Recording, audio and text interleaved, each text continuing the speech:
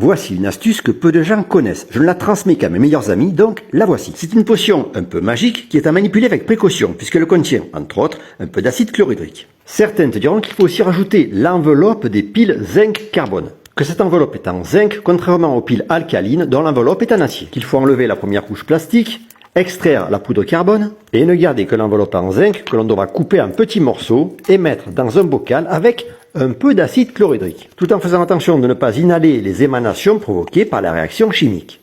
Pour résumer, en fait, tout ça c'est du pipeau. Le seul ingrédient nécessaire, c'est l'acide chlorhydrique. Tu as certainement remarqué que lorsqu'on essaie de souder à l'étain certains métaux, comme l'acier inoxydable, c'est quasiment impossible. C'est comme si ces deux métaux se repoussaient, en tout cas, ils n'adhèrent pas entre eux. Et ça, c'est parfois très énervant. Maintenant, avant ça, essaie de déposer, par exemple avec un coton-tige, une goutte d'acide chlorhydrique. Et réessaye de déposer de l'étain à cet endroit-là. Et cette fois-ci, ça marche. On peut même y souder un fil que l'on a étamé auparavant. Et en plus, ça tient, c'est vraiment pas du collage. Sachant qu'on a tout de même affaire à de l'acide, faire bien attention quand on le manipule et surtout, bien le stocker hors de portée des enfants.